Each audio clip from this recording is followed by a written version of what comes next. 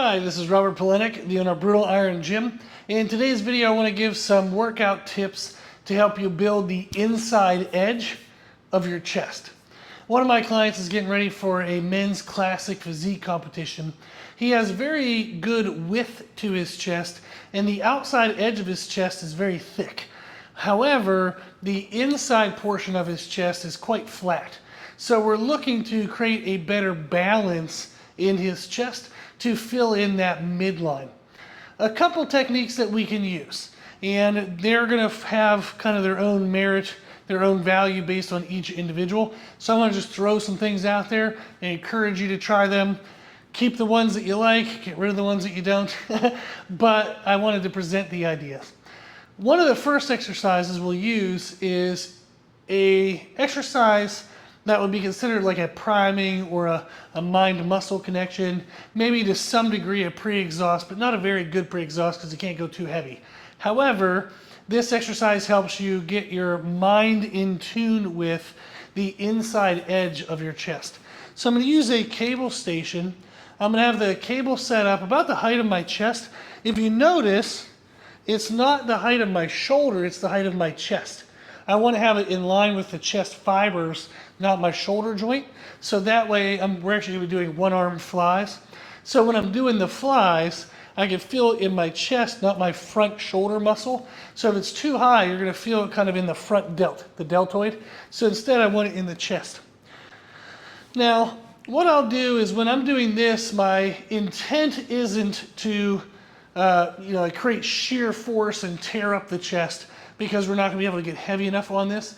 The intent is to feel the inside edge of the chest. So I actually start with my body turned a little towards the cable. So I'll accept the weight load, but in this position, I can stand here and talk to you. There's really nothing going on. It's just pulling through the connective tissues between the bones.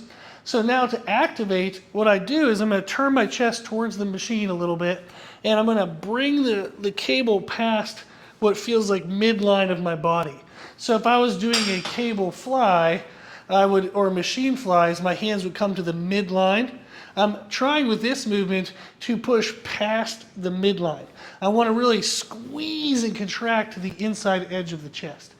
So I'll turn towards it, push past midline, and I use my thumb to feel the inside edge of my chest. That helps your brain find that muscle, so it helps that mind-muscle connection. And I'll get that little bit of a pause in the contraction. This starts to burn pretty dang quick. It's actually very effective for getting that muscle awake and allowing you to feel it. So I'll do 10 reps or so, facing towards the machine a little bit, and then I'll actually turn away. Now that I've pumped up the inside edge of the chest, I can feel this pulling and stretching through the chest now, and I want to squeeze, but I don't want to turn so far away that now I only feel it in the outer portion of my chest. So I'm only turning slightly away just to get a little extra chest involvement, to get the little bit of the outside chest to help drive more repetitions and drive the inner chest into more fatigue and failure. Starting this way, it's really only inner chest, and it's limited due to the range of motion. Then, as I would open, I can get the outside chest to help me do extra reps, and that creates that extra stress load into the inner portion of the chest. So that was really good. So I'll typically do around 10 reps, angled slightly towards it, 10 reps, angled slightly away, and I'll do 3 rounds of this as a way to warm up my chest and start that mind-muscle connection with the inside edge of the chest. The second tip on how to build the inside portion of your chest is for the main first movement, it to be a chest fly. And we want to do a position in which it emphasizes the inside portion, where the heaviest position isn't the start, it's more in the midline or the finish.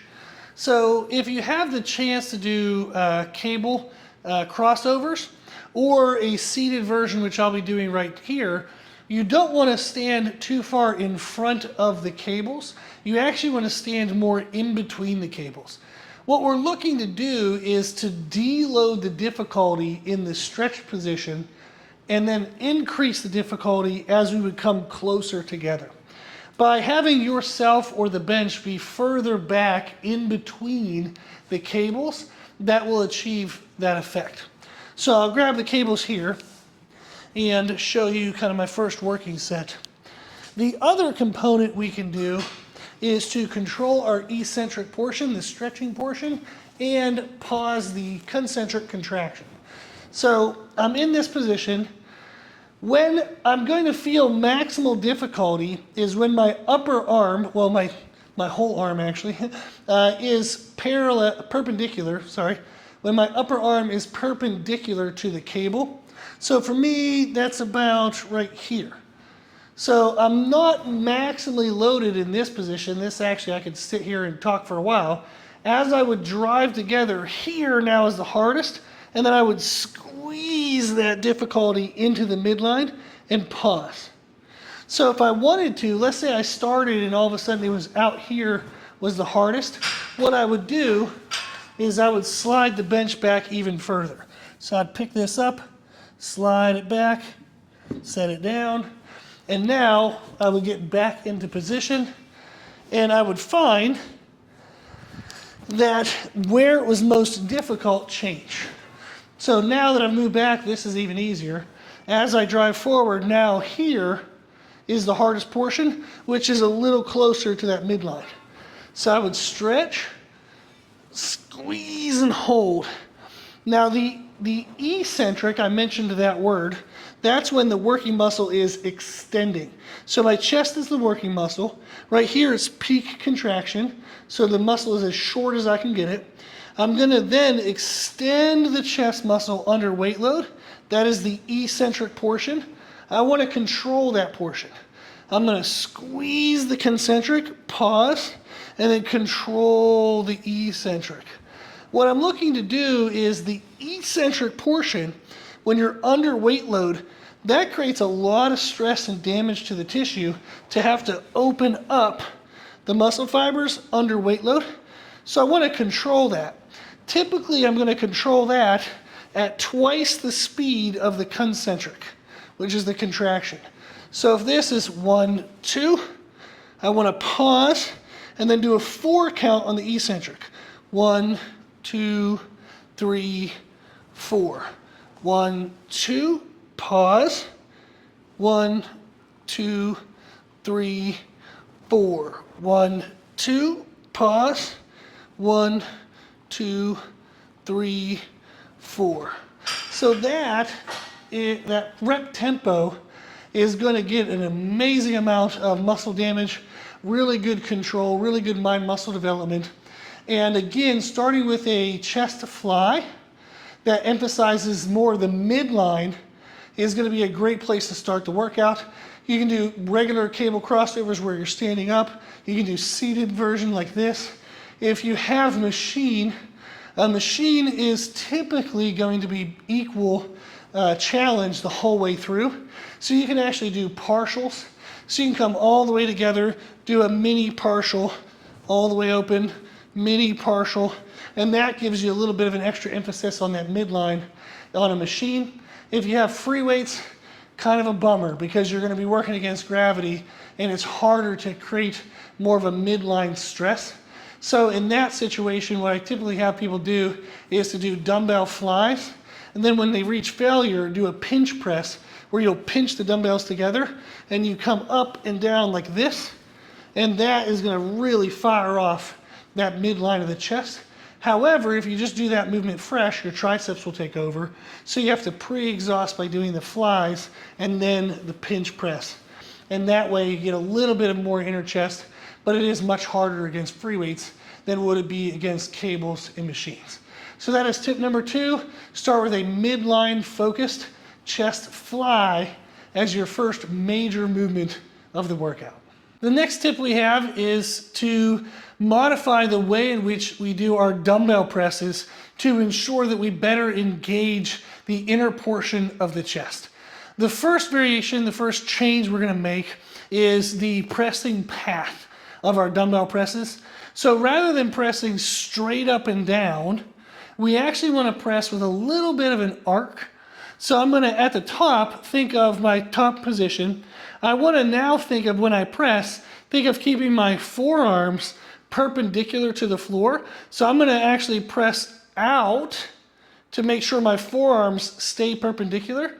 And then I'm going to press up and in, but I don't want to come inside the width of my shoulders. I want to stay a little bit outside of my shoulders so the weight is always falling away from the midline of my body, which activates the chest. So I'm going to press down with a little bit of width, press up and squeeze in, down and then up and squeeze. The second variation to it, the second change we're going to make is our hand angle. We don't want to keep our hands flat as if we're holding onto a barbell. We can actually activate more of our chest by turning our hands angled a little bit, about a 45 to 60 degree angle. What this does is this reduces involvement of the front side of the shoulder. So I'm now going to angle my hands, and when I follow that same pathway, nice and wide, up and squeeze. In that squeeze, you're going to feel a better contraction through the chest, which will engage that midline at that hand angle, as opposed to being totally flat, which does use more of the front side of the shoulder. So those two changes to dumbbell presses, making sure our forearms stay perpendicular to the floor, stay vertical, that's going to create a little bit of an arc in our pressing motion, and changing our hand angle to that 45 to 60 degree angle is going to help make sure that we get our chest maximally involved. The other thing we want to carry over from the chest flies is the rep tempo. You want to think of coming down in the eccentric at twice the speed, twice the length that it takes to do the concentric. So if I squeeze up, it's 1, 2, then I'm going to go 1, 2, 3, 4. 1, 2, 1, 2, 3, 4. That rep tempo is going to ensure that the chest stays maximally engaged and momentum doesn't take over, other muscles don't take over. It allows us that time under tension to develop that mind-muscle connection that we're looking for. The final tip we have for today's workout on how to increase the inner chest involvement is to use reverse banding whenever you're doing barbell presses. So this squat rack is a Sorinex Apex rack, where it has like a squat rack in the middle, cable stations on the side, and it has half supporter arms, which is what you see here. From these, I'm able to use band pegs to then anchor a band from the half support down onto the bar. And what that does is it actually reduces the weight load at the bottom of the bench, but then as you would press up, the stretch, the assistance from the band lessens, so the weight actually feels heavier and heavier and heavier towards the top. It does feel lighter and lighter and lighter as you go down to the bottom, and then again heavier and heavier and heavier towards the top. The benefit of this, how this helps to activate the inner chest, is when we're most stretched at the bottom, we have the greatest degree of stretch tension on the outer portion of the chest. As I would press up, my upper arm bone is now kind of shortening the stretch in the chest, and it's almost like in a fly where we would come into the midline is when the majority of our inner chest is maximally stressed. We know in a fly when we're most open, that's mostly the outer portion. So as we become closer together, we get more of the inner. With a barbell press, you don't get quite as good of a contraction on the inner portion of the chest because your hands have to stay at the same width since you're holding onto that bar. However, the same is still true that as the upper arm bone comes closer and closer and closer to the midline, I'm going to get more chest activation. Your triceps do help during this movement, so that's going to happen. But we do get better inner chest involvement when we use reverse banding because of that change in weight load, that change in resistance. Since it feels heavier more towards the middle and top, when my upper arm bone is getting closer and closer to my midline, I'm going to activate more and more of the middle chest. Typically, I would do this third or last in my workout. So that way my chest is already pre-exhausted. It's already really fatigued. So it would actually stand out more as the weakest link in this type of movement. So even though my triceps are helping, I'm still going to be limited because the chest is so fatigued at this point in the workout. So that would be the last tip, is to use reverse banding when you can. If you have a regular squat rack, you can get half supports like this. They make them, pretty much every company nowadays makes these. Or you can use the like the metal piping. You can use a lot of different options. You can also just wrap the band off the top of the rack. There's a lot of ways to set this up, but I would invest in the time, the effort, the energy to figure out how to do it, because it does help activate more of that midline of the chest. With this, you also want to keep that same rep tempo. Do twice the time under the eccentric as you do during the concentric. And at the top, if you're going to flex and squeeze at the top, just make sure your arm isn't locked out. If you lock your arm out, then that's going to hold, the weight is going to be held through the connective tissues. So you want, like, basically through the joints. You're basically going to compact the joints like I'm standing now. So the weight of my body is held by just pushing through the joints. So I want to get to the top, leave my arms slightly bent, and I can flex my chest really hard as a way to ensure that I have it maximally contracted. So during the next eccentric, I can feel that chest having to open up under that weight load. So reverse banding when you're using barbell, you can do it at any angle. Right now I have a slight incline just because I feel that best. But you can do it at any angle, and then make sure you keep that same rep tempo 2 times the length of the eccentric as you spend during the concentric.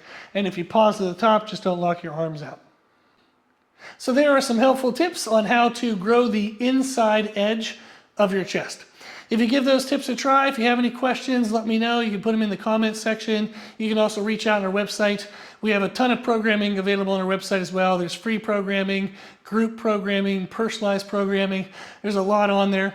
We also have our free daily podcast, has over 2,000 episodes. We cover nutrition, training, mindset, and listener Q&A.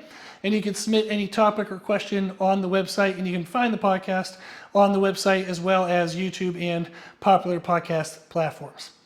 Okay, I hope all this helps, and thank you for watching.